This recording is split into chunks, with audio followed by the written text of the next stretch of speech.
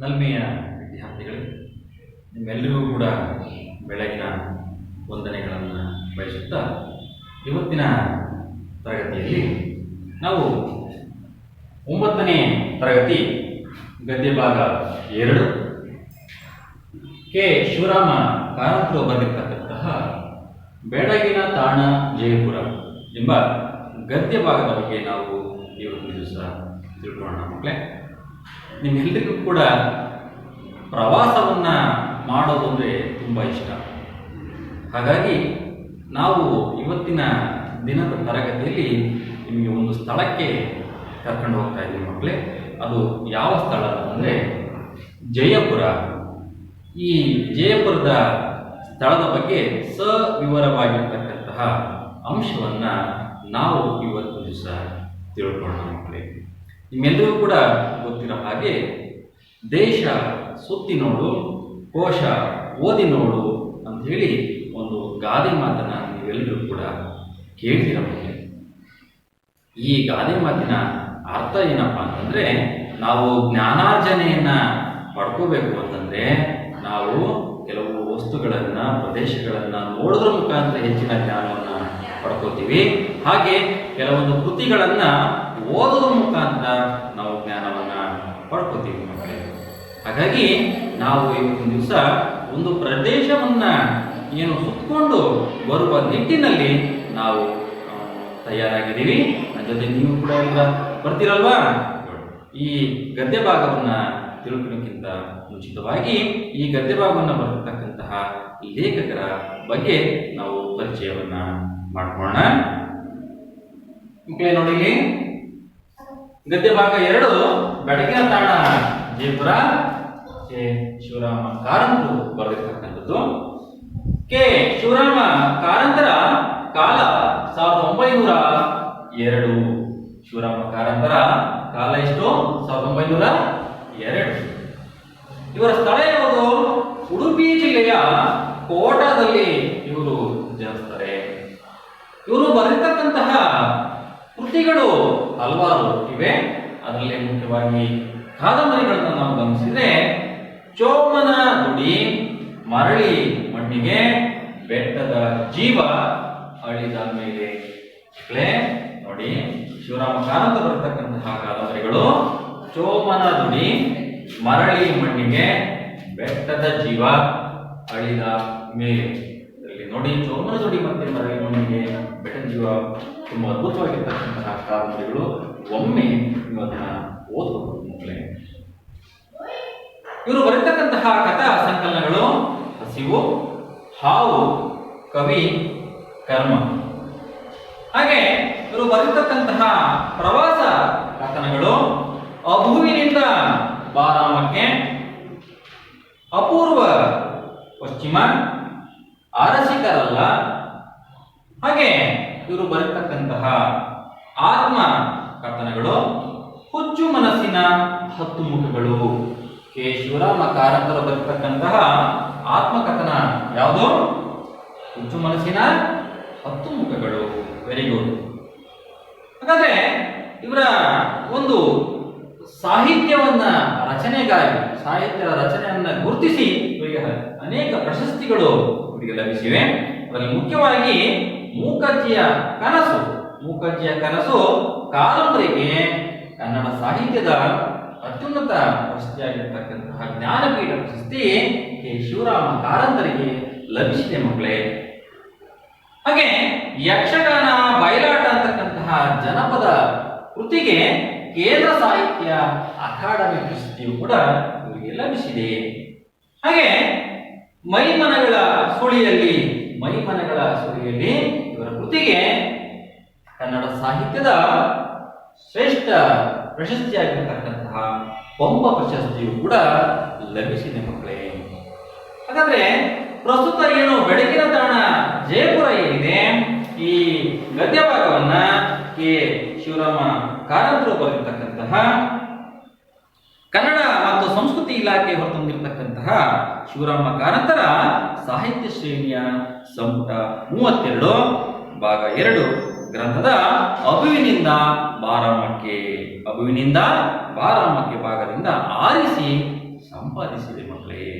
ನೋಡಿ, ಪ್ರಸ್ತುತ ಗದ್ಯ ಭಾಗವನ್ನ ಕೆ ಶಿವರಾಮ ಕಾರಂತರ ಅಹುವಿನಿಂದ ಬಾರಮಕ್ಕೆ ಈ ಒಂದು ಪ್ರವಾಸ ಕಥನದಿಂದ ಪ್ರಸ್ತುತ ಗದ್ಯ ಭಾಗವನ್ನ ಆರಿಸಿಕೊಳ್ಳಲಾಗಿದೆ. ಹಾಗಾದ್ರೆ ಪ್ರಸ್ತುತ ಗದ್ಯ ಭಾಗ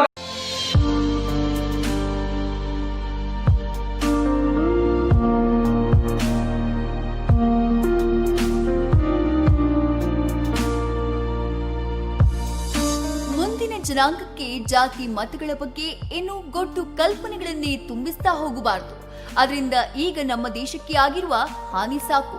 ನಮ್ಮ ಮಕ್ಕಳನ್ನ ವೈಚಾರಿಕ ನೆಲೆಯಲ್ಲಿ ಬೆಳೆಸಬೇಕಾದದ್ದು ನಮ್ಮ ಕರ್ತವ್ಯ.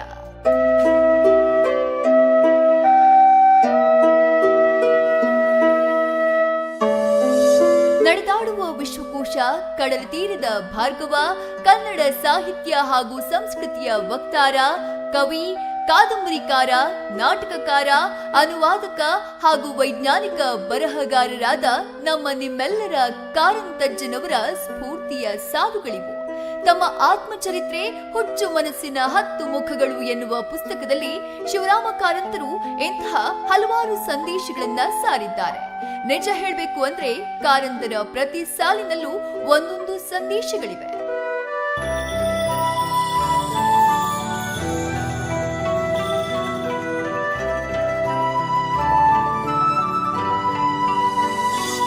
ಅಧಿಕಾರದ ಅಮಲೆಂಬುದೇ ಹಾಗೆ. ಪ್ರಜಾಪ್ರಭುತ್ವ ಬಂದಿರುವಾಗಲೂ ಪ್ರಜೆಯ ಅಧಿಕಾರವನ್ನ ಪಡೆದು ಮೆರೆಯುವ ಜನರಿಗೆ ಅವನ ಅಭಿಪ್ರಾಯ ಮಾತ್ರ ಎಂದೂ ಬೇಕಾಗುವುದಿಲ್ಲ.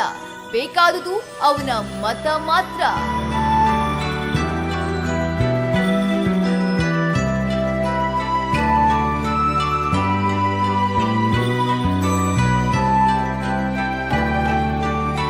ಶಿವರಾಮ ಕಾರಂತರು ಹುಟ್ಟಿದ್ದು 1902 ಅಕ್ಟೋಬರ್ 10ನೇ ತಾರೀಕು ಉಡುಪಿ ಜಿಲ್ಲೆಯ ಕೋಟೆ ಗ್ರಾಮದ ಬ್ರಾಹ್ಮಣ ಕುಟುಂಬದಲ್ಲಿ. ಇಂಗ್ಲಿಷ್ ಬಗ್ಗೆ ಜನ ಅಸಹ್ಯ ಪಡ್ತಾ ಇದ್ದ ಕಾಲದಲ್ಲೇ ಕಾರಂತರು ಇಂಗ್ಲಿಷ್ ಮೀಡಿಯಂ ಶಿಕ್ಷಣವನ್ನ ಪಡೀತಾರೆ. ಆದ್ರೆ ಶಿಕ್ಷಣ ಎನ್ನುವುದು ಕೇವಲ ಹೊಟ್ಟೆಪಾಡಿಗಾಗಿ, ವ್ಯಕ್ತಿತ್ವ ವಿಕಸನವೇ ನಿಜವಾದ ಶಿಕ್ಷಣ ಅನ್ನುವ ಅಭಿಪ್ರಾಯ ಶಿವರಾಮ ಕಾರಂತರದ್ದಾಗಿತ್ತು. ಮನುಷ್ಯ ಎಷ್ಟೇ ಕಲಿತರೂ ಕಲಿಯುವುದು ಇನ್ನೂ ಇದೆ ಎನ್ನುವ ನಂಬಿಕೆ ಅವರಲ್ಲಿತ್ತು. ಕಾರಂತರು ಓರ್ವ ಶಿಸ್ತಿನ ಸಿಪಾಯಿ, ಓರ್ವ ಸಂಘಟಕರೂ ಆಗಿದ್ರು. ಓರ್ವ ವ್ಯಕ್ತಿ ತನ್ನ ಜೀವನದಲ್ಲಿ ಏನೆಲ್ಲಾ ಮಾಡಬಹುದೋ ಅದನ್ನೆಲ್ಲ ಶಿವರಾಮರೊಬ್ಬರೇ ಮಾಡಿ ಮುಗಿಸಿದ್ರು. ಇದೇ ಕಾರಣಕ್ಕೆ ಕಾರಂತರ ಬದುಕು ಇಡೀ ಭಾರತದ ಚರಿತ್ರೆಗೆ ಸಮ ಎನ್ನುವರಿದ್ದಾರೆ. ಕಾರಂತರು 20ನೇ ಶತಮಾನದ ಸಂಪೂರ್ಣ ಘಟ್ಟಗಳನ್ನ ಕಂಡವರು. ಕಾರಂತರಷ್ಟು ವೈವಿಧ್ಯವಾಗಿ ವಿಸ್ತಾರವಾಗಿ ಅನೇಕ ಕ್ಷೇತ್ರಗಳಲ್ಲಿ ದುಡಿದವರು ಬಹಳ ಕಡಿಮೆ. ಹೀಗಾಗಿಯೇ ಕವಿ ಗೋಪಾಲಕೃಷ್ಣ ಅಡಿಗರು ಕಾರಂತರನ್ನ ಪರಿಚಯ ಮಾಡಿಕೊಳ್ಳುವುದು ಅಂದ್ರೆ ಸಣ್ಣ ದೀಪವನ್ನ ಹಿಡಿದು ಸೂರ್ಯನನ್ನ ತೋರಿಸಿದಂತೆ ಎಂದಿದ್ದು.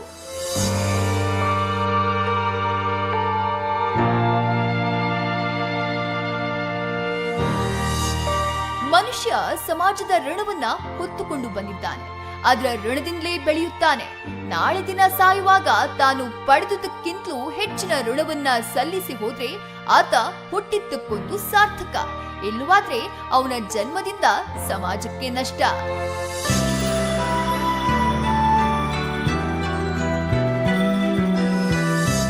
ನಿರಂತರ ಸಾಧನೆಯ ಛಲ, ಎಲ್ಲವನ್ನ ಪರೀಕ್ಷಿಸಿ ಸ್ವೀಕರಿಸುವ ಸ್ವಭಾವ, ನಿರಂತರ ಅಧ್ಯಯನ, ಹೊಸ ವಿಚಾರಗಳ ಬಗ್ಗೆ ಕುತೂಹಲ, ಈ ಎಲ್ಲ ಗುಣಗಳು ಕಾರಂತರಲ್ಲಿ ಬಾಲ್ಯದಿಂದಲೇ ಬೆಳೆದು ಬಂದಿತ್ತು. ಈ ವ್ಯಕ್ತಿತ್ವದ ಫಲವಾಗಿಯೇ ಕಾರಂತರು ಕೇವಲ ಸಾಹಿತಿ ಮಾತ್ರವಲ್ಲದೆ ಯಕ್ಷಗಾನ ಕಲಾವಿದ, ಸಮಾಜ ಸುಧಾರಕ, ವಿಜ್ಞಾನ ವಿಲಾಸಿ, ಅಲೆಮಾರಿ, ಪತ್ರಕರ್ತ, ಪುಸ್ತಕ ಪ್ರಕಾಶಕ, ಚಲನಚಿತ್ರ ನಿರ್ಮಾಪಕ, ಸ್ವಾತಂತ್ರ್ಯ ಹೋರಾಟಗಾರ, ಭಾಷಾ ಶಾಸ್ತ್ರಜ್ಞ, ಪರಿಸರ ಹೋರಾಟಗಾರ, ಹೀಗೆ ನಾನಾ ಕ್ಷೇತ್ರಗಳಲ್ಲಿ ತಮ್ಮನ್ನ ತಾವು ತೊಡಗಿಸಿಕೊಂಡಿದ್ರು.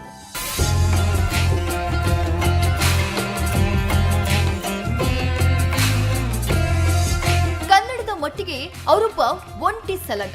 ತಮ್ಮದೇ ಜ್ಞಾನ ಶಾಖೆಗಳನ್ನ ಸೃಷ್ಟಿಸಿದ ಕಾರಂತರು ಚೋಮನದುಡಿ, ಸರಸಮ್ಮನ ಸಮಾಧಿ, ಬೆಟ್ಟದ ಜೀವ, ಮೂಕಜ್ಜಿಯ ಕನಸು, ಅಳಿದ ಮೇಲೆ ಹೀಗೆ ತಮ್ಮ ಜೀವಿತಾವಧಿಯಲ್ಲಿ ರಚಿಸಿದ್ದು ಬರೋಬ್ಬರಿ 427 ಪುಸ್ತಕಗಳು. ಕಾರಂತರು ಕೇವಲ ಆದರ್ಶವಾದಿಗಳಾಗಿರಲಿಲ್ಲ, ವಾಸ್ತವವಾದಿ ಹಾಗೂ ನಿರಂತರ ಪ್ರಯೋಗಶೀಲರೂ ಆಗಿದ್ರು. ತಾವೇ ಖುದ್ದಾಗಿ ನಿಂತು ವಿಧವಾ ವಿವಾಹ ಮಾಡಿಸಿದ್ರು, ವೇಶ್ಯೆಯರ ವಿವಾಹಗಳನ್ನು ಮಾಡಿಸಿದ್ರು. ಕರಾವಳಿಯ ಗಂಡು ಕಲೆ ಯಕ್ಷಗಾನವನ್ನ ದೇಶ ವಿದೇಶಗಳಲ್ಲಿ ಪ್ರಚುರಪಡಿಸಲು ತಂಡಗಳನ್ನ ಕಟ್ಟಿ ತಾವೇ ಸ್ವತಃ ನೃತ್ಯ ಕಲಿತು ಹಲವು ಪ್ರಯೋಗಗಳನ್ನು ಮಾಡಿದ್ರು. ಪುಟಾಣಿ ಮಕ್ಕಳ ಸುಪ್ತ ಪ್ರತಿಭೆಯನ್ನ ಹೊರತರೋಕೆ ಅಂತಾನೆ ಪುತ್ತೂರಿನಲ್ಲಿ ಬಾಲವನ ಅನ್ನುವ ಶೈಕ್ಷಣಿಕ ಕೇಂದ್ರವನ್ನೇ ಆರಂಭಿಸಿಬಿಟ್ರು. ತಾವೇ ಮುದ್ರಣಾಲಯ ತೆರೆದು ತಮ್ಮ ಪುಸ್ತಕಗಳನ್ನ ಸ್ವತಃ ಮುದ್ರಿಸ್ತಿದ್ರು. ತಮ್ಮ ಕಾದಂಬರಿಗಳಿಗೆ ತಾವೇ ಮುಖಪುಟದ ಚಿತ್ರವನ್ನ ಬರೆದು ಮುದ್ರಿಸಿದ ಬಹುಮುಖ ಪ್ರತಿಭೆಯಾಗಿದ್ರು ಕಾರಂತರು.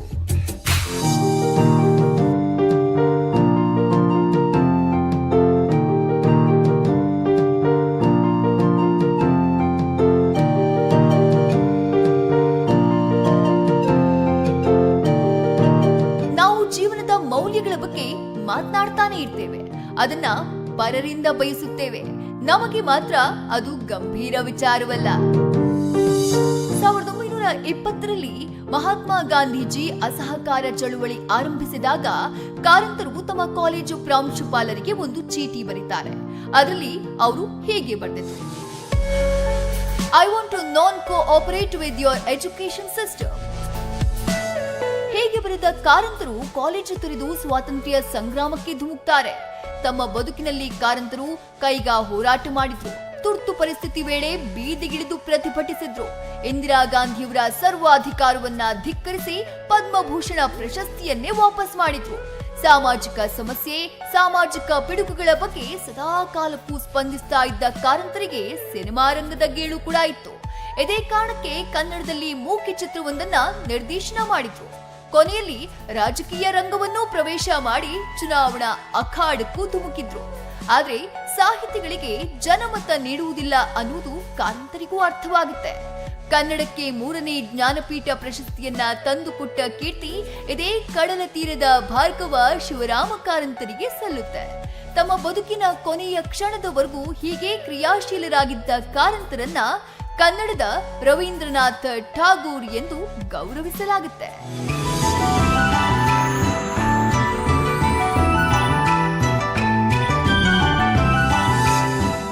ಕೊಟ್ಟವನೇ ಕೊಂಡರೆ ಯಾರಿಗೆ ಹೇಳಬೇಕು? ಅವನು ಬಿಟ್ಟುದರಲ್ಲಿ ತೃಪ್ತಿ ಪಡೆದು ಸಂತೋಷಗೊಳ್ಳಬೇಕು ನಾವು.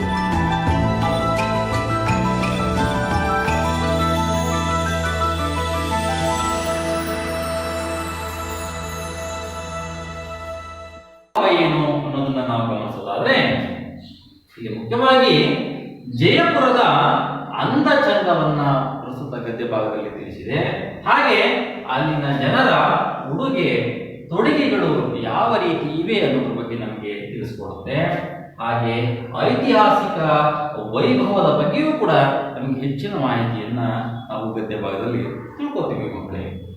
ಹಾಗೆ ಜಯಪುರದ ರಾಜರ ಒಂದು ವೈಜ್ಞಾನಿಕತೆಗೆ ಸಾಕ್ಷಿಯಾಗಿರ್ತಕ್ಕಂತಹ ಜಂತ್ರ ಮಂತ್ರ ಒಂದು ಬಯಲು ಪ್ರಯೋಗಾಲಯ, ಇದರ ಬಗ್ಗೆಯೂ ಕೂಡ ನಾವು ಹೆಚ್ಚಿನ ಮಾಹಿತಿಯನ್ನ ನಾವು ತಿಳ್ಕೊತೀವಿ ಮಕ್ಕಳೇ. ಹಾಗೆ ಈ ಗದ್ಯ ಭಾಗದಲ್ಲಿ ಬರ್ತಕ್ಕಂತಹ ಪದಗಳ ಅರ್ಥವನ್ನ ನಾವು ಕಠಿಣ ಪದಗಳ ಅರ್ಥವನ್ನ ನಾವು ಗಮನಿಸಬೇಕು. ಇದ್ರ ಬಗ್ಗೆ ನೀವು ಗಮನಿಸಿ. ಉಸುಬು, ಉಸುಬು ಅಂತಂದ್ರೆ ಮರಳು, ಮರಳು ಉಸುಕು ಅಂತ ಕೂಡ ನಾವು ಹಳ್ಳಿ ಭಾಷೆ ಗ್ರಾಮ್ಯ ಭಾಷೆಯಲ್ಲಿ ನಾವು ಕರಿತೀವಿ ಮಕ್ಕಳೇ. ಹಾಗೆ ಕಡುಪಿನ ಬಣ್ಣ, ಕಡುಪಿನ ಬಣ್ಣ ಅಂದ್ರೆ ದಟ್ಟವಾಗಿರ್ತಕ್ಕಂತಹ ಬಣ್ಣ ಅಂತ ಹೇಳಿ ಅರ್ಥ ಬರುತ್ತೆ. ಹಾಗೆ ದೇಶೀಯ, ದೇಶೀಯ ಅಂದ್ರೆ ದೇಶದ ಒಳಭಾಗದ ಒಳಗಿನ ಅಂತ ಹೇಳಿ ಒಂದು ಅರ್ಥವನ್ನ ಕೊಡುತ್ತೆ. ಹಾಗೆ ನವರಂಗ, ನವರಂಗ ಅಂದ್ರೆ ದೇವಾಲಯದ ದೇವಸ್ಥಾನದ ಒಂದು ಸಭಾ ಮಂಟಪವನ್ನ ನಾವು ನವರಂಗ ಅಂತೇಳಿ ನಾವು ಕರಿತೀವಿ. ಮುಂಡಾಸು, ಮುಂಡಾಸು ಅಂದ್ರೆ ಪೇಟ, ತಲೆಗೆ ಸುತ್ತಿಕೊಳ್ಳುವಂತಹ ಪೇಟಕ್ಕೆ ನಾವು ಮುಂಡಾಸು ಅಂತೇಳಿ ನಾವು ಕರಿತೀವಿ. ಗೋಧೂಳಿಯ ಸಮಯ, ಗೋಧೂಳಿಯ ಸಮಯ ಅಂತಂದ್ರೆ ಮುಸ್ಸಂಜೆಯ ಸಮಯ. ಆ ಗೋವುಗಳು ಹಳ್ಳಿಗಳಲ್ಲಿ ಏನು ಸಂಜೆ ಹೊತ್ತು ಮೇಲ್ಕೊಂಡು ಆಡ್ಕೊಂಡು ಬರುವಾಗ ಕಾಲಿಯಿಂದ ಒಂದು ಧೂಳು ಹೊರಗಡೆ ಬರುತ್ತೆ. ನಾವೆಲ್ಲ ನೋಡಿದೀವಿ, ಅದನ್ನು ಗೋಧೂಳಿ ಅಂತೇಳಿ ಕರಿತೀವಿ ಸಂಜೆಯ ಸಮಯದಲ್ಲಿ. ಹಾಗಾಗಿ ಇದನ್ನ ಗೋಧೂಳಿಯ ಸಮಯ ಅಂತಂದ್ರೆ ನಾವು ಮುಸ್ಸಂಜೆಯ ಸಮಯ ಅಂತೇಳಿ ನಾವು ಕರಿತೀವಿ ಮಕ್ಕಳೇ. ನೋಡಿ, ಇಷ್ಟು ವಿಚಾರದ ಜೊತೆಗೆ ಪ್ರಸ್ತುತ ನಾವು ಗದ್ಯ ಭಾಗವನ್ನ ನಾವು ಅರ್ಥ ಮಾಡ್ಕೋಣ, ತಿಳ್ಕೊಳ್ಳೋಣ ಮಕ್ಕಳೇ. ನಾವೆಲ್ಲರೂ ಕೂಡ ಸಿದ್ಧರಾಗಿದ್ದೀರಲ್ವಾ? ನೋಡಿ, ಈ ಬೆಳಗಿನ ತಾಣ ಜಯಪುರ ಅಂತಕ್ಕಂತಹ ಏನು ಗದ್ಯ ಭಾಗ ಏನಿದೆ ಇದೊಂದು ಪ್ರವಾಸ ಕಥನ. ಪ್ರವಾಸ ಕಥನದಲ್ಲಿ ನಾವು ಮುಖ್ಯವಾಗಿ ಅನೇಕ ಅಂಶಗಳನ್ನು ನಾವು ತಿಳ್ಕೋತೀವಿ ಮಕ್ಕಳೇ. ಅದರಲ್ಲಿ ಮುಖ್ಯವಾಗಿ ಪ್ರವಾಸ ಕಥನವನ್ನ ತಿಳ್ಕೋಬೇಕು ಅಂತಂದ್ರೆ ಈ ಪ್ರವಾಸ ಕಥನ ಅಂತಕ್ಕಂತಹ ಒಂದು ಏನು ಸಾಹಿತ್ಯ ಪ್ರಕಾರ ಇದೆ, ಕನ್ನಡ ಸಾಹಿತ್ಯದ ಪ್ರಕಾರಗಳಲ್ಲಿ ಪ್ರವಾಸ ಕಥನವೂ ಕೂಡ ಒಂದು ಅಂತ ಹೇಳಿ ನಾವು ಈ ಸಂದರ್ಭದಲ್ಲಿ ತಿಳ್ಕೊತೀವಿ. ಈ ಪ್ರವಾಸ ಕಥನದಲ್ಲಿ ಮುಖ್ಯವಾಗಿ ಸೂರಿ ವೆಂಕಟರಮಣ ಶಾಸ್ತ್ರಿ ಕರ್ಕಿ ಅವರ ದಕ್ಷಿಣ ಯಾತ್ರಾ ಚರಿತ್ರೆ ಅಂತಕ್ಕಂಥದ್ದು ಮೊದಲ ಕನ್ನಡ ಸಾಹಿತ್ಯದ ಮೊದಲ ಪ್ರವಾಸ ಕಥನ ಅಂಥೇಳಿ ಕನ್ನಡ ಸಾಹಿತ್ಯದಲ್ಲಿ ನಾವು ಗುರುತಿಸ್ಕೋಬಹುದು. ಇಲ್ಲಿ ನೋಡಿ, ಈ ಪ್ರವಾಸ ಕಥನದಲ್ಲಿ ಮುಖ್ಯವಾಗಿ ನಾವು ಒಂದು ತಿಳಿದುಕೊಳ್ಳುವ ದೃಷ್ಟಿಯಿಂದ ದೇಶೀಯ ಪ್ರವಾಸ ಕಥನಗಳು ಹಾಗೆ ಅಂತಾರಾಷ್ಟ್ರೀಯ ಪ್ರವಾಸ ಕಥನಗಳು ಅಂತ ಹೇಳಿ ನಾವು ವಿಭಾಗವನ್ನ ನಾವು ಮಾಡ್ಕೊಂಡಿದ್ದೀವಿ ಮಕ್ಕಳೇ. ಅದರಲ್ಲಿ ಪ್ರಸ್ತುತ ಗದ್ಯ ಭಾಗ ಏನಿದೆ, ಬೆಳಗಿನ ತಾಣ ಜಯಪುರ ಅಂತಕ್ಕಂತಹ ಏನು ಗದ್ಯ ಭಾಗವಿದೆ, ಇದು ದೇಶೀಯ ಪ್ರವಾಸ ಕಥನದಲ್ಲಿ ಮುಖ್ಯವಾಗಿರ್ತಕ್ಕಂತಹ ಪ್ರವಾಸ ಕಥನ ಅಂತ ಹೇಳಿ ನಾವು ಹೇಳ್ಬೋದು ಮಕ್ಕಳೇ. ಹಾಗಾದ್ರೆ ನಾವು ಈ ಗದ್ಯ ಭಾಗವನ್ನು ನಾವು ತಿಳ್ಕೊಳ್ಳೋಣ. ಪುಟ ಸಂಖ್ಯೆ 9 ಗದ್ಯ ಭಾಗ 2 ಕೆ ಶಿವರಾಮ ಕಾರಂತರು ಬರೆದಿರ್ತಕ್ಕಂಥದ್ದು ಬೆಳಗಿನ ತಾಣ ಜಯಪುರ ಅಂತಕ್ಕಂತಹ ಗದ್ಯ ಭಾಗವನ್ನ ನಾನು ಮಾದರಿ ವಾಚನವನ್ನ ಮಾಡ್ತೀನಿ ಮಕ್ಕಳೇ. ನೀವು ಅದನ್ನ ಗಮನಿಸಬೇಕು, ನೋಡ್ಕೊಳ್ಳಿ. ಜಯಪುರ ನನ್ನ ಪಾಲಿಗೆ ಹೊಸದಾಗಿರಲಿಲ್ಲ. 15 ವರ್ಷಗಳ ಹಿಂದೊಮ್ಮೆ ಹೋಗಿದ್ದೆ. ಈ ಬಾರಿ ನಾನು ಶ್ರೀಪತಿಯು ರೈಲಿನಿಂದ ಇಳಿದಾಗ ಬೆಳಗಿನ 11 ಗಂಟೆಯ ಬಿಸಿಲು ಬಡಿಯುತ್ತಿದೆ. ಮಿತ್ರರಾದ ರೈಗಳು ನಿಲ್ದಾಣಕ್ಕೆ ಬಂದು ನಮಗಾಗಿ ಕಾದಿದ್ದರು. ನಮ್ಮನ್ನು ಊರ ಹೊರಗಿನ ಅವರ ಮನೆಗೆ ಕರೆದುಕೊಂಡು ಹೋದರು. ಹೊರಗಡೆ 4 ಸುತ್ತಲೂ ಉಸುಬು ಹರಡಿದ್ದ ಮರುಭೂಮಿಯಲ್ಲಿ ಅವರ ಮನೆ ಇತ್ತು. ಅಲ್ಲಿ ಮಧ್ಯಾಹ್ನ ವೇಳೆ ಸ್ನಾನಕ್ಕೆ ನೀರು ಕಾಯಿಸುವ ಅಗತ್ಯವಿಲ್ಲ. ಉಸುಬಿನ ಕಾವಿನಿಂದ ನಲ್ಲಿಯ ನೀರು ಕಾದೇ ಬರುತ್ತಿತ್ತು. ನಾನೇನು ಬಿಸಿ ನೀರು ಸ್ನಾನ ಮಾಡುವವ, ಆದರೆ ನನಗೆ ಆದದ್ದು ಶ್ರೀಪತಿಗೆ ಆಗದು. ಶ್ರೀಪತಿ ತಣ್ಣೀರು ಮೀಯುತ್ತಿದ್ದ. ಹೀಗಾಗಿ ಕಾದಿದ್ದ ನೀರನ್ನು ಆರಿಸಿ ತಣ್ಣೀರಿನ ಸ್ನಾನ ಮಾಡಿದ. ಅನಂತರ ಊಟ ಮಾಡಿ 1-2 ತಾಸು ವಿಶ್ರಾಂತಿ ಪಡೆದವು. ನಮ್ಮ ಮೊದಲ ಕಾರ್ಯಕ್ರಮವೆಂದರೆ ಅಂಬೇರಕ್ಕೆ ಹೋಗುವುದು. ಊರ ಹೊರಗಿರುವ ನಮ್ಮ ಮಿತ್ರ ರೈಗಳಿಗೆ ಅಂಬೇರಕ್ಕೂ ಜಯಪುರಕ್ಕೂ ನಡುವೆ ಸಿಟಿ ಬಸ್ ನಡೆಯುತ್ತಿತ್ತೆಂದು ಸಹ ಗೊತ್ತಿರಲಿಲ್ಲ. ಹೀಗಾಗಿ ನಾವು ಟಾಂಗವನ್ನು ಗೊತ್ತು ಮಾಡಿಕೊಂಡು ನಗರದ ಮಧ್ಯಭಾಗದಿಂದ ಹಾದು ಹೋದೆವು. ಜಯಪುರದ ಮುಖ್ಯ ಬೀದಿಗಳು ನನ್ನ ಮನಸ್ಸಿನ ಮೇಲೆ ತುಂಬ ಪರಿಣಾಮವನ್ನು ಬೀರಿದವು. 1 ಶತಮಾನದ ಹಿಂದೆ ಆ ನಗರದ ಬೀದಿಗಳು ನಿರ್ಮಾಣವಾಗಿದ್ದರೂ ಬಹಳ ಅಗಲವಾದ ಬೀದಿಗಳು, ನೇರವಾದವುಗಳು, ಬಹುದೂರದಿಂದ ಕಾಣಿಸುವ ಅಂಗಡಿ ಮನೆಗಳ ದೇಶೀಯ ವಾಸ್ತುರಚನೆ ಚೆನ್ನಾಗಿ ಶೋಭಿಸುತ್ತದೆ. ಇಲ್ಲಿನ ಒಂದೊಂದು ಮನೆಯು ಒಂದೊಂದು ಶೈಲಿಯದು, ಒಂದೊಂದು ದೇಶದ್ದು ಆಗಿ ಕಾಣಿಸುವುದಿಲ್ಲ. ಆದುದರಿಂದಲೇ ನನಗೆ ಅವುಗಳ ಮೇಲೆ ಮೋಹ. ಇಲ್ಲಿನ ಮುಖ್ಯ ಬೀದಿಗಳು ಸಂಧಿಸುವಲ್ಲಿ ಸುಂದರವಾದ ಚೌಕಗಳಿವೆ. ಕೆಲವೊಂದು ಕಡೆಗಳಲ್ಲಿ ಭವ್ಯವಾದ ಮಹಾದ್ವಾರಗಳಿವೆ. ಅಲ್ಲದೆ ಜಯಪುರದ ಬಣ್ಣಗಾರರ ತವರೂರು, ಬಣ್ಣ ಹಾಕುವ ಕುಶಲಿಗರು ಆ ಊರಿನಲ್ಲಿ ಬಹಳ ಮಂದಿ ಇದ್ದಾರೆ.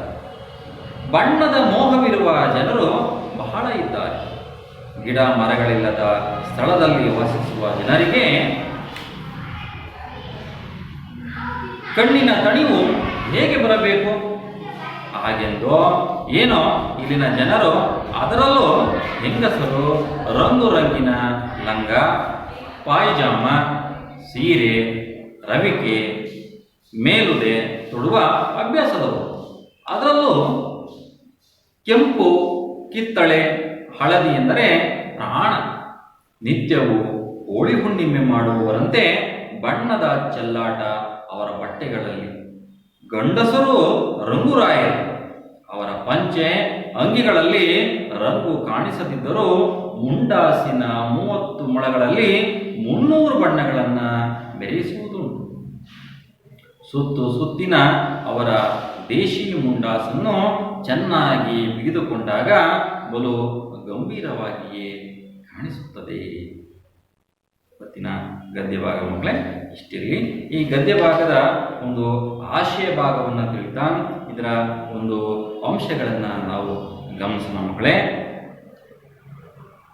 ನೋಡಿ, ಕೆ ಶಿವರಾಮ ಕಾರಂತರು ಒಂದು ಸಾರಿ ಜಯಪುರಕ್ಕೆ ಅವರ ಒಂದು ಸ್ನೇಹಿತರ ಜೊತೆಗೆ ಒಂದು ಹೋಗುವ ಒಂದು ನಿರ್ಧಾರವನ್ನು ಮಾಡ್ತಾರೆ. ತುಂಬ ಸುಂದರವಾಗಿರ್ತಕ್ಕಂತಹ ಸ್ಥಳ, ಅದನ್ನು ನೋಡಬೇಕು ಅಂತಕ್ಕಂತಹ ಕುತೂಹಲ ಅವರಲ್ಲಿರುತ್ತೆ. ಒಂದು ಸಾರಿ ಹೋಗಿದ್ರು. ಇದನ್ನು 2ನೇ ಬಾರಿ ಕೆ ಶಿವರಾಮ ಕಾರಂತರು ಜೊತೆಗೆ ಅವರ ಸ್ನೇಹಿತರಾಗಿರ್ತಕ್ಕಂತಹ ಶ್ರೀಪತಿ ಅಂತಕ್ಕಂಥವರು ಜೊತೆಗೆ ಅವರ ಸ್ನೇಹಿತರ ಮನೆ ಇರ್ತದೆ, ಅಲ್ಲಿ ಜಯಪುರಕ್ಕೆ ಹೋಗುವ ನಿರ್ಧಾರವನ್ನ ಮಾಡ್ತಾರೆ. ಅದನ್ನ ಹೋಗುವುದರ ಜೊತೆಗೇನೆ ಆ ಸ್ಥಳದ ಪರಿಚಯವನ್ನ ನಮಗೆ ಮಾಡಿಕೊಡ್ತಾ ಇದ್ದಾರೆ ಮಕ್ಕಳೇ. ನೀವು ಅದನ್ನ ಸರಿಯಾಗಿ ಗಮನಿಸಿ. ಜಯಪುರ ನನ್ನ ಪಾಲಿಗೆ ಹೊಸದಾಗಿ ಇರಲಿಲ್ಲ. ಜಯಪುರ ನಮ್ಮ ಲೇಖಕರಿಗೆ ಜಯಪುರ ಅಂತಕ್ಕಂತಹ ಸ್ಥಳ ಅವರಿಗೆ ಹೊಸದೇನಿರಲಿಲ್ಲ. ಅದಕ್ಕೂ ಮುಂಚೆ ಒಂದು ಸಾರಿ ಅವರು ಜಯಪುರವನ್ನು ಚೆನ್ನಾಗಿ ನೋಡಿದ್ರು, ಅದರ ಬಗ್ಗೆ ತಿಳ್ಕೊಂಡಿದ್ರು. ಈಗ ಅವರ ಸ್ನೇಹಿತರ ಜೊತೆಗೆ ಹೋಗಿದ್ದಾರೆ. ಆದರೆ ಎಷ್ಟು ವರ್ಷ ಆಗಿದೆ? 15 ವರ್ಷಗಳ ಹಿಂದೊಮ್ಮೆ ಅವರು ಮುಂಚೆ ಹೋಗಿದ್ರಂತೆ, ಲೇಖಕರು ಹೋಗಿದ್ರಂತೆ. ಈ ಬಾರಿ ಲೇಖಕರು ಮತ್ತೆ ಅವರ ಸ್ನೇಹಿತರಾಗಿರ್ತಕ್ಕಂಥ ಶ್ರೀಪತಿ ಅಂತಕ್ಕಂಥವರು ಜಯಪುರಕ್ಕೆ ಹೋಗಿದ್ರು. ಯಾವುದ್ರಲ್ಲಿ ಅಂದರೆ ರೈಲಿನಲ್ಲಿ ಅವರು ಪ್ರಯಾಣವನ್ನು ಮಾಡಿದ್ರು. ನೋಡಿ, ಈಗ ಅವರು ರೈಲಿನಿಂದ ಪ್ರಯಾಣ ಮಾಡಿಕೊಂಡು ಜಯಪುರಕ್ಕೆ ಅವರು ಬರುವಷ್ಟರಿಗೆ ಬೆಳಗಿನ 11 ಗಂಟೆ ಆಗಿದೆ. ಬೆಳಗ್ಗೆ 11 ಗಂಟೆ ಆಗಿದೆ. ಈ 11 ಗಂಟೆಯ ಒಂದು ಬಿಸಿಲು, ಆ ಒಂದು ಬಿಸಿಲಿನ ಝಳ ಅವರಿಗೆ ಇರುತ್ತೆ. ಜೊತೆಗೆ ಅವರಿಗೆ ಜಯಪುರದಲ್ಲಿ ಅವರ ಸ್ನೇಹಿತರಾಗಿರ್ತಕ್ಕಂತಹ ರೈ ಅಂತಕ್ಕಂಥವರು ಆ ರೈಲಿನ ನಿಲ್ದಾಣದಲ್ಲಿ ಅವರಿಗಾಗಿ ಅವರು ಕಾಯ್ತಾ ಇರ್ತಾರೆ. ಹಾಗಾಗಿ ಅವರ ಜೊತೆಗೇನೆ ಅವರು ಜಯಪುರದಲ್ಲಿರ್ತಕ್ಕಂತಹ ಒಂದು ಸ್ಥಳದ ಬಗ್ಗೆ ನೋಡ್ತಾ ಅವರು ಉಳಿದುಕೊಳ್ಳುವ ಒಂದು ಜಾಗಕ್ಕೆ ಅವರು ಹೋಗ್ತಾರೆ. ನೋಡಿ, ಆ ರೈಗಳ ಇರುವಂತಹ ಒಂದು ಪ್ರದೇಶ ಹೇಗಿತ್ತಪ್ಪ ಅಂತಂದ್ರೆ ಅದು ಊರ ಹೊರಗಿನ ಅವರ ಒಂದು ಮನೆಗೆ ಅವರು ಕರ್ಕೊಂಡು ಹೋಗ್ತಾರೆ.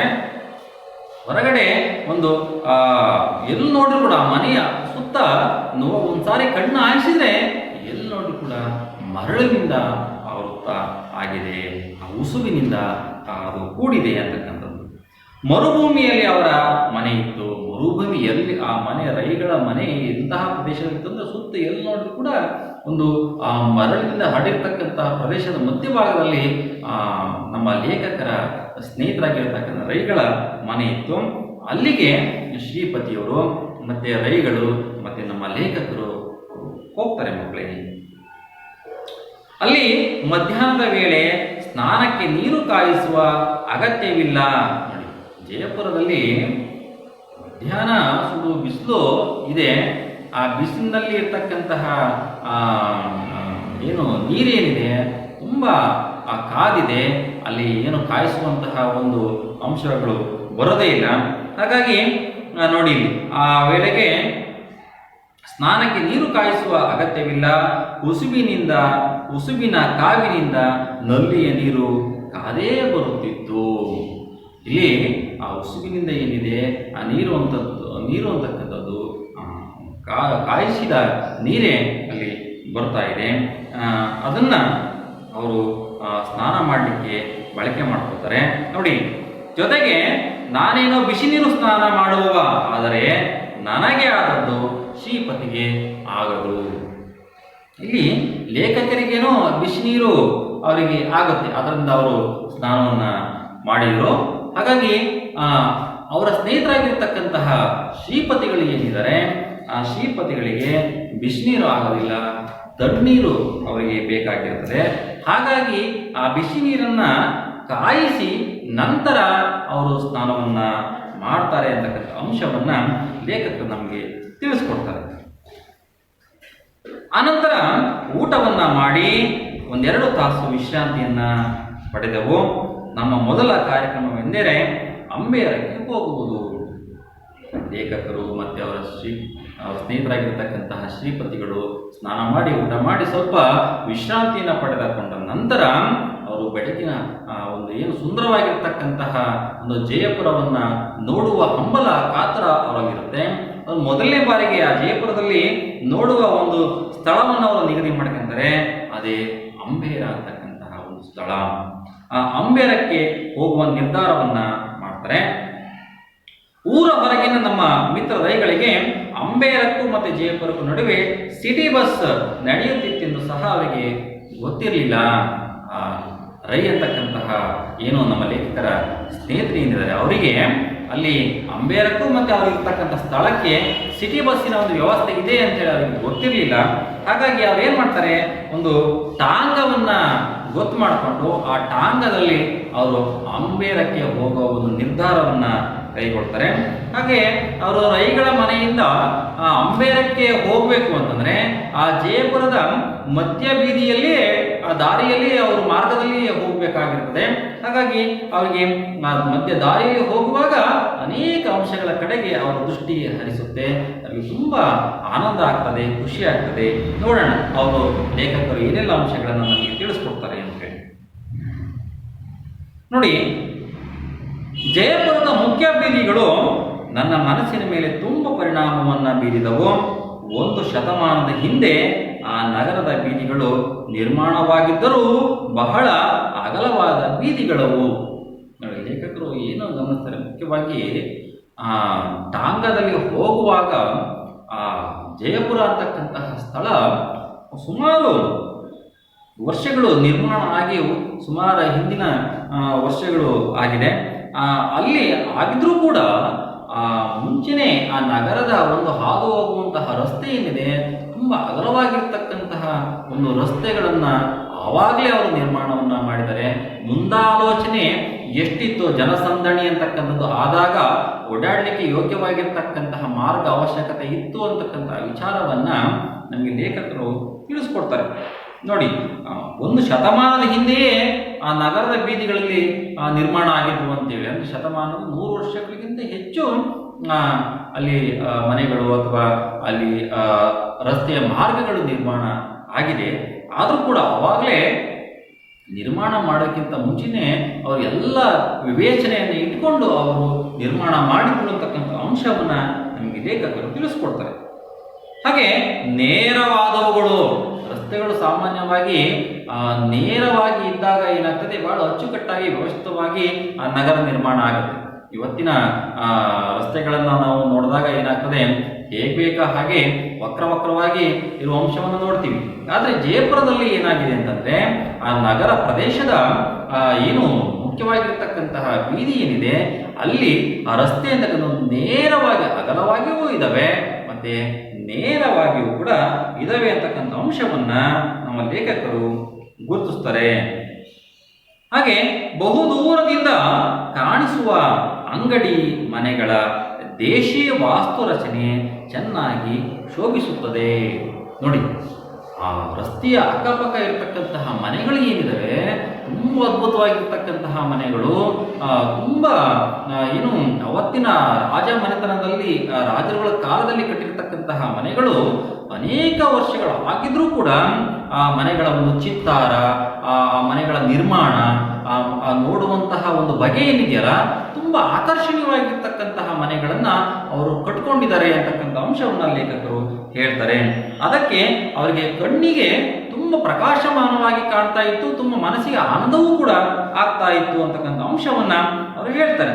ಅಂಗಡಿ ಮನೆಗಳ ದೇಶೀಯ ವಾಸ್ತು ರಚನೆ, ಆ ಮನೆಯ ರಚನೆ ಏನಿದೆಯಲ್ಲ, ಕಟ್ಟುವ ಕ್ರಮ ಏನಿದೆಯಲ್ಲ ಅದು ತುಂಬ ಶೋಭಾಯಮಾನವಾಗಿತ್ತು ಅಂತಕ್ಕಂಥ ಅಂಶವನ್ನ ಹೇಳ್ತಾರೆ. ಹಾಗೆ ಇಲ್ಲಿನ ಒಂದೊಂದು ಮನೆಯು ಒಂದೊಂದು ಶೈಲಿಯದೋ ಅಥವಾ ಒಂದೊಂದು ದೇಶದ್ದಾಗಿ ಕಾಣಿಸುವುದಿಲ್ಲ. ಆದುದರಿಂದಲೇ ನನಗೆ ಅವುಗಳ ಮೇಲೆ ಮೋಹ.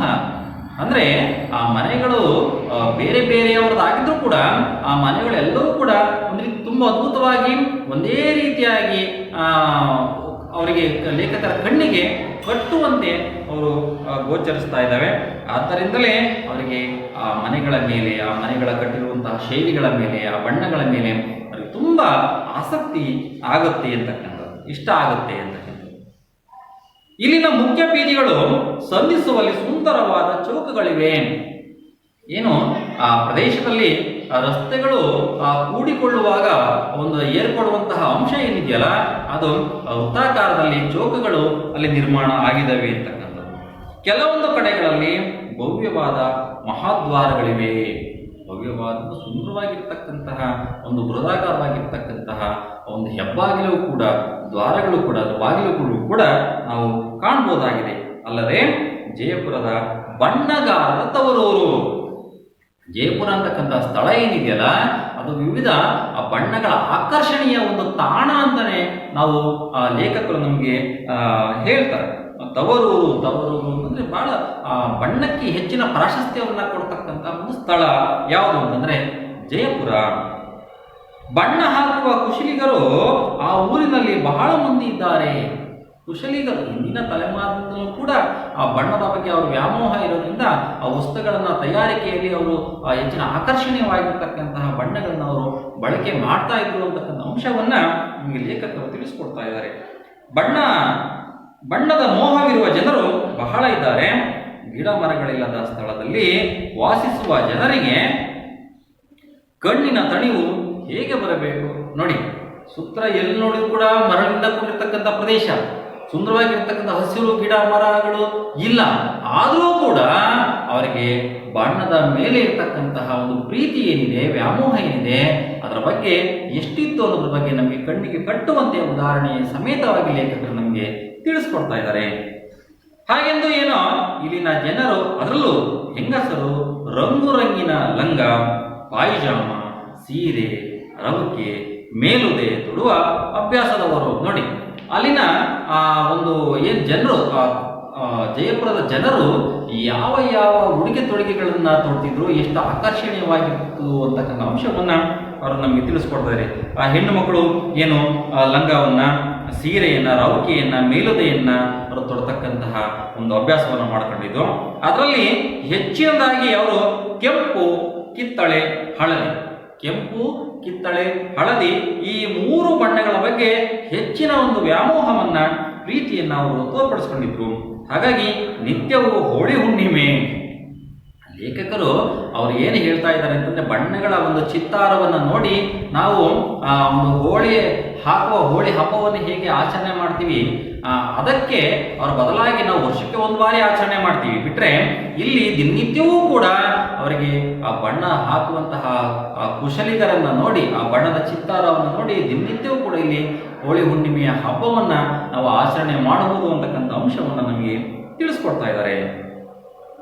ಹಾಗೆ ನಿತ್ಯವೂ ಹೋಳಿ ಹುಣ್ಣಿಮೆ ಮಾಡುವರಂತೆ ಬಣ್ಣದ ಚೆಲ್ಲಾಟ ಅವರ ಬಟ್ಟೆಗಳಲ್ಲಿ ನಾವು ನೋಡಬಹುದಾಗಿದೆ ಅಂತಕ್ಕಂಥದ್ದು. ಗಂಡು ಮಕ್ಕಳು ಏನೋ ಕಡಿಮೆ ಇರಲಿಲ್ಲ, ಗಂಡಸರು ಕೂಡ ರಂಗುರಾಯರೇ, ಅಂದ್ರೆ ಅವರಿಗೂ ಕೂಡ ಬಣ್ಣದ ಬಗ್ಗೆ ಪ್ರೀತಿ ಇತ್ತು ಅಂತಕ್ಕಂಥ ಅಂಶವನ್ನ ಲೇಖಕರು ನಮಗೆ ತಿಳಿಸ್ಕೊಡ್ತಾರೆ. ಅವರ ಪಂಚೆ, ಅಂಗಿಗಳಲ್ಲಿ ರಂಗು ಕಾಣಿಸದಿದ್ದರೂ ಮುಂಡಾಸಿನ 30 ಮೊಳಗಳಲ್ಲಿ 300 ಬಣ್ಣಗಳನ್ನ ಮೆರೆಯಿಸುವುದುಂಟು. ಹೆಣ್ಮಕ್ಳು ಎಷ್ಟು ಬಣ್ಣದ ಬಗ್ಗೆ ಆಸಕ್ತಿಯನ್ನು ತೋರ್ಪಡಿಸ್ಕೊಂಡಿದ್ರು, ಗಂಡು ಮಕ್ಕಳು ಕೂಡ ಆ ಬಣ್ಣದ ಬಗ್ಗೆ ಅವರಿಗೆ ಆಸಕ್ತಿ ಇತ್ತು. ಆದರೆ ಪಂಚೆ ಮತ್ತೆ ಅಂಗಿಗಳಲ್ಲಿ ಅವರಿಗೆ ಬಣ್ಣದ ಬಗ್ಗೆ ಅವರು ತಿಳಿಸ್ಕೊಡದೇ ಇದ್ರು ಕೂಡ, ಏನು ತಲೆಗೆ ಸುತ್ತುಕೊಳ್ಳುವಂತಹ ಒಂದು ಏನು ಪೇಟ ಏನಿದೆ, ರುಮಾಲಿ ಏನಿದೆ, ಅದರಲ್ಲಿ ಅನೇಕ ರೀತಿಯ ಬಣ್ಣದ ಚಿತ್ತಾರಗಳನ್ನು ನಾವು ನೋಡಬಹುದು ಅಂತಕ್ಕಂಥ ಅಂಶವನ್ನ ನಮ್ಮ ಲೇಖಕರು ಸೂಕ್ಷ್ಮವಾಗಿ ಗಮನಿಸಿ ನಮಗೆ ತಿಳಿಸ್ಕೊಡ್ತಾ ಇದ್ದಾರೆ. ಸುತ್ತಿನ ಅವರ ದೇಶಿ ಮುಂಡಸನ ಚೆನ್ನಾಗಿ ಬಿದ್ದುಕೊಂಡಾಗ ಬಲು ಗಂಭೀರವಾಗಿ ಕಾಣಿಸುತ್ತದೆ. ನೋಡಿ ಆ ಮುಂಡಾಸನ ಏನು ಪುರುಷರು ಏನು ಧರಿಸಿಕೊಂಡಾಗ ಒಂದು ಗಾಂಭೀರ್ಯತನ ಏನಿದೆ ಅದು ಕಣ್ಣಿಗೆ ಕಟ್ಟುವಂತೆ ನಮಗೆ ಗೋಚರ ಆಗುತ್ತೆ ಅಂತಕ್ಕಂಥ ಅಂಶವನ್ನ ನಮಗೆ ಲೇಖಕರು ತಿಳಿಸ್ಕೊಡ್ತಾ ಇದ್ದಾರೆ. ತುಂಬ ಅದ್ಭುತವಾಗಿರ್ತಕ್ಕಂತಹ ಗದ್ಯ ಭಾಗ. ಇವತ್ತಿನ ತರಗತಿಯಲ್ಲಿ ನಾವು ಇಷ್ಟು ತಿಳ್ಕೊಳ್ಳೋಣ ಮಕ್ಕಳೇ. ನೀವು ಈ ಗದ್ಯ ಭಾಗವನ್ನು ಒಂದು ಸಾರಿ ಚೆನ್ನಾಗಿ ಓದ್ಕೋಬೇಕು. ಆ ಓದಿರೋ ಅಂಶವನ್ನು ನೀವು ಗಮನಿಸಬೇಕು ಮಕ್ಕಳೇ. ಪರೀಕ್ಷಾ ದೃಷ್ಟಿಯಿಂದ ಬಹಳ ಮುಖ್ಯವಾಗಿರ್ತಕ್ಕಂತಹ ಒಂದು ಗದ್ಯ ಭಾಗ. ಈ ಗದ್ಯ ಭಾಗವನ್ನು ನೀವು ಓದ್ಕೊಂಡು ನಾವು ಕೆಲವೊಂದು ಚಟುವಟಿಕೆಗಳನ್ನು ಕೊಡ್ತೀವಿ. ನೀವು ಅದನ್ನು ಚಟುವಟಿಕೆಯನ್ನು ನೀವು ಮಾಡಿಕೊಂಡು ಮನೆಯಲ್ಲಿ ಬರಬೇಕು ಮಕ್ಕಳೇ. ನೋಡಿ, ಈ ಗದ್ಯ ಭಾಗವನ್ನು ನೀವು ಓದ್ಕೊಂಡು ಫಸ್ಟು ಶಿವರಾಮ ಕಾರಂತರ ಒಂದು ಭಾವಚಿತ್ರವನ್ನು ನೀವು ಸಂಗ್ರಹ ಮಾಡಬೇಕು. ಜೊತೆಗೆ ಶಿವರಾಮ ಕಾರಂತರ ಹೆಚ್ಚಿನ ಮಾಹಿತಿಯನ್ನು ನೀವು ಸಂಗ್ರಹ ಮಾಡಿ ಒಂದು ಚಟುವಟಿಕೆ ರೂಪದಲ್ಲಿ ನೀವು ಬರ್ಕೊಂಡು ಬರಬೇಕು ಮಕ್ಕಳೇ. ಹಾಗೆ ಈ ಬೆಡಗಿನ ತಾಣ ಜಯಪುರ ಅಂತಕ್ಕಂತಹ ಗದ್ಯ ಭಾಗವನ್ನು ನೀವು ಓದ್ಕೊಂಡು ಈ ಪ್ರಶ್ನೆಗೆ ಉತ್ತರವನ್ನು ನೀವು ಬರ್ಕೊಂಡು ಬರಬೇಕು. ಜಯಪುರದ ಜನರಿಗೆ ಬಣ್ಣಗಳ ಬಗೆಗೆ ಇರುವ ಮೋಹವನ್ನ ತಿಳಿಸಿ ಅಂತಕ್ಕಂತಹ ಪ್ರಶ್ನೆ ಇದೆ. ಈ ಪ್ರಶ್ನೆಗೆ ಉತ್ತರವನ್ನ ಬರ್ಕೊಂಡು ಬರಬೇಕು ಅಂತ ಹೇಳಿ ಮುಂದಿನ ತರಗತಿಯಲ್ಲಿ ಇದೇ ಗದ್ಯ ಭಾಗದ ಮುಂದುವರೆದ ಭಾಗವನ್ನ ನಾವು ತಿಳ್ಕೊಳ್ಳೋಣ ಮಕ್ಕಳೇ. ಮತ್ತೆ ಭೇಟಿಯಾಗೋಣ. ಧನ್ಯವಾದಗಳು.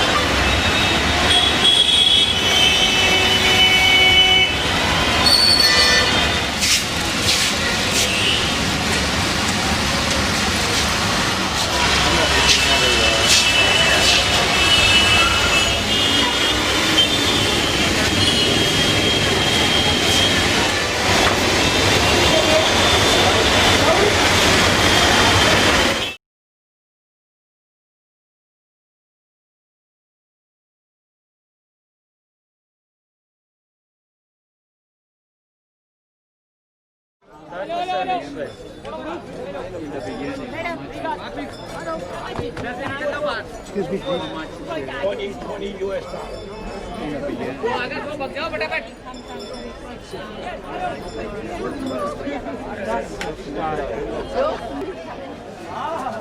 संजय पकड़ के बिठाना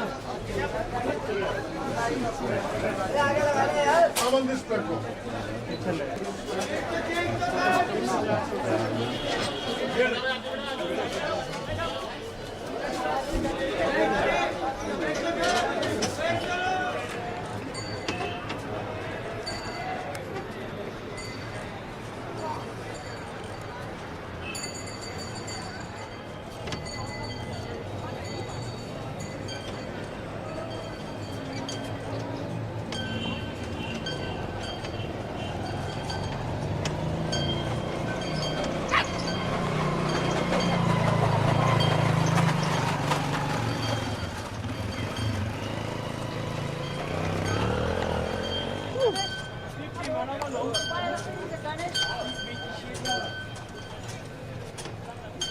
You like the elephant bag? 50 madam, 50 rupees. Excuse me, you like Ganesh? 50 madam.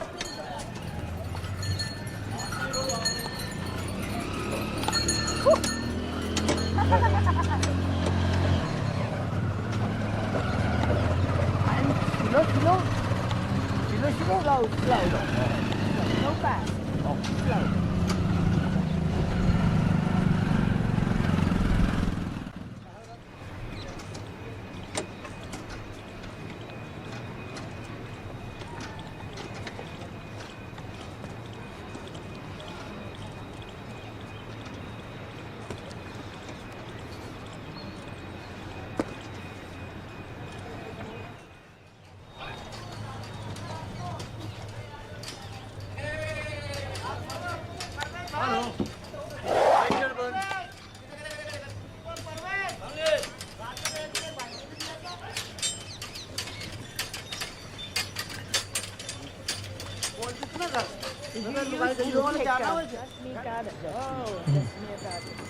Maharaja time, judge me now. Judge me Shandan by the best time, it's like Maharaja time. Down near the parking. My name Alibaba. Up there fellas, many boys. Alibaba. Up there fellas. One picture. Okay, no problem. Up there fellas, too many photographer, no picture. Up there fellas, no. Okay. Down near the parking. Look here. Wow. Yes, madam. Excellent. Sweet memory garden there. Yes. Sir. You're nice too. In down photograph, by this photo and your photograph, the by. Look, madam. Excuse me. You're nice too. Yes, madam. Hello. Moment. Sweet memory. Look here, sir. My name is Alibaba. Alibaba, down near the parking. Okay? Yeah. Maybe nature. Near the bus, near the parking, down. Up there, too many photographs. Up there, many boys. I say I need down.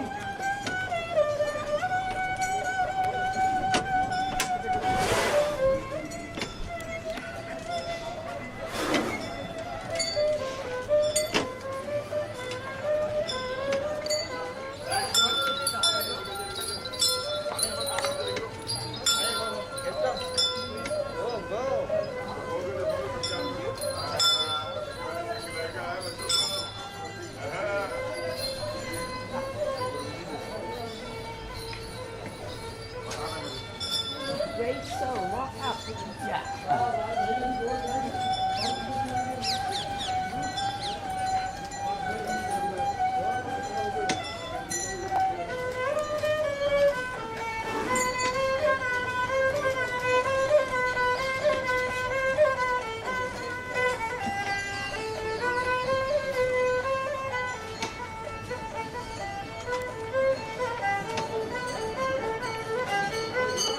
From US.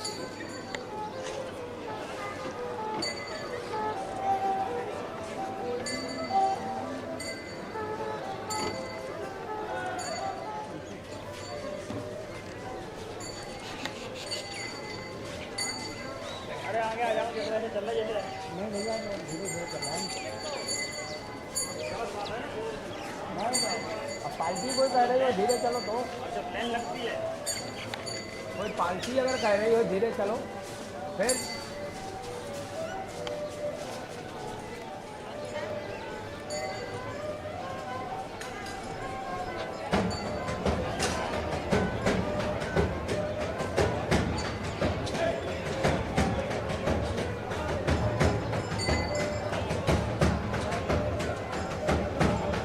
Harry!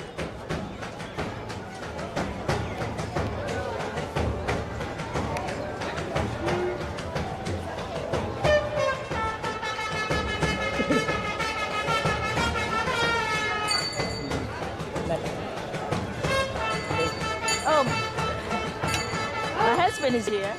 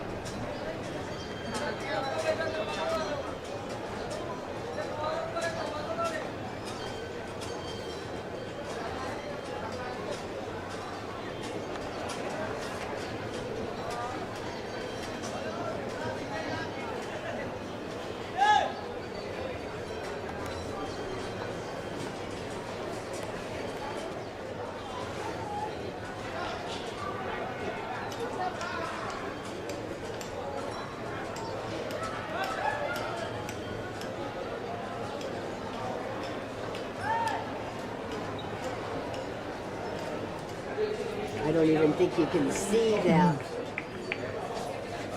Flash कहाँ से on होगा sir? हम किया है थोड़ा space दे दो।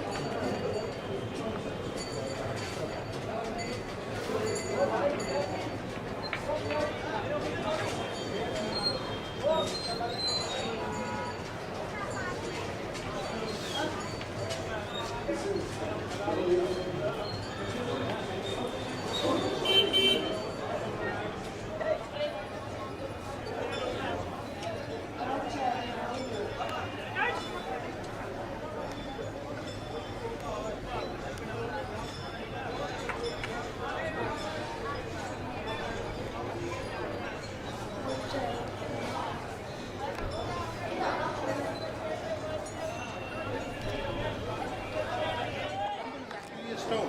No, stone. But in English, we have a different vocabulary altogether. Like Ram is Rama and Krishna is Krishna. So similarly, Amir became Amber. So there was a business class. We have three major class who were actually staying here. They were not the rulers. Why they came and settled down here in the 16th century? Because the Silk Route coming from Central Asia, Khyber Pass, Pakistan, and then going through the desert of Rajasthan up to China. So about 80 miles north.